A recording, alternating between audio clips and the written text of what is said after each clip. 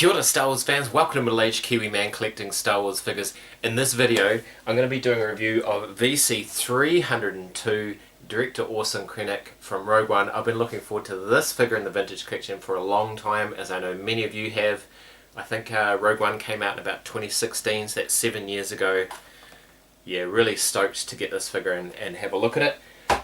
But before we do that, I'd just love to give a shout out to my mate Pat the Shark from Bantha Skull. We've been interacting on Bantha Skull for a long time. He lives in Australia. He came over to Wellington for a visit and we met up, we hung out. He came to the Star Wars cave and we just talked Star Wars and life, and it was awesome. Great to meet another person off the Bantha Skull comments. The first one of course was Randy that I met a few years ago, and I've met Chris and Brett online as well. So yeah, this is the thing about this hobby. It's an awesome hobby. I love collecting Star Wars figures, but it's also really cool to interact with and meet up with people from the community. But with all that being said, let's get on and review this guy. Alright, and there is Director Orson Krennic, finally on a vintage collection card. He's been in my top 25 list for the SWTVC March Madness every single year so far, and it's awesome to finally have him, the main villain from Rogue One. Let's get a look at this card. We've got loads of figures already from Rogue One, so we know the logo. This isn't the film out image that everyone was sort of expecting. There were a few examples of him looking out, you know, from the Death Star, but this is really cool.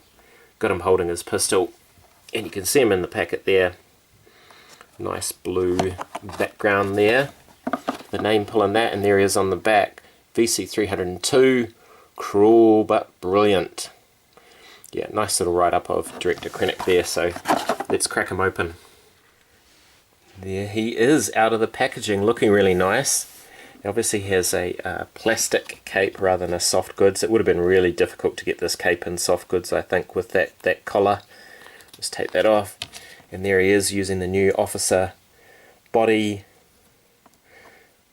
That face sculpt, the likeness is amazing. And he's got really nice detail on his code cylinders and his rank badge and everything like that. So you know what this articulation does. It does all of the things, except for doesn't do more than 90 with the elbows. He's got this nice shiny holster on there. Got the newest style hips, the swivel at the thigh. Good knee joints. As Brett on Fet pointed out, really nice shiny glossy black boots and matte black for the jodhpurs, the trousers. Yeah, and that likeness is cool, and then he's just got a bit of fleck of grey around the side. A bit like myself. Really cool likeness of Ben Mendelsohn. I'm just going to bring in the 5POA figure. This 5POA is not okay. But look at the difference in the face sculpt. This guy looks like a cartoon, or almost like a Muppet, and look at his crazy as eyes compared to that photoreal technology. So in some sense I'm glad they waited, because if they put this head on a fully articulated body it would look weird. And also I think it's been pointed out that it is a different cape. It looks different. It's definitely a different mould, and the 5POA cape. Oh, his head disappeared for a second there. Is not quite as defined. Similar-ish, but not exactly the same. Okay, and Tyler from SWTVC has had a thing lately where he's put his old 5POA figures in the rubbish bin. I'm going to go one better than you, mate. Here we go.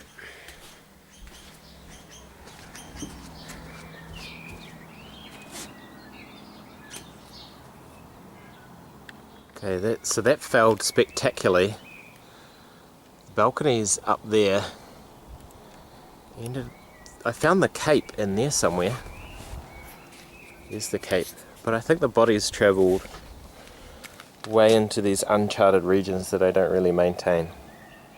And Director Krennic comes with just the one accessory, and it is this pistol with a little bit of paintwork on the handle there. And here's a lefty. So he can, whoa. He can hold it. Keep on saying he can hold it in his left hand, but all evidence points to the contrary. It doesn't really stay in there. But he has a trigger right hand. and that's the one that's designed for the pistol. Kind of annoying, but the holster is correct, so that he can pull it across with his left hand. Now I would compare this pistol to the one that came with a 5 POA version, but I just lost my 5 POA version in the bush. All that I have left of him is this. You all know the scenario: you buy a carded figure to keep carded, another one to open, and one just in case, and people go, why just in case? Well, in case you throw your 5 POA Director Krennic off the balcony, you should always have a backup one. So there we go, that's why. And there is Director Orson Krennic. This is where he lives now, replacing the 5 POA figure that lives in the bush down the bank somewhere now. Anyway, if you've made it this far, thank you so much for watching. I'm middle-aged Kiwi man collecting Star Wars figures. Ka kite, and I'll see you on another video.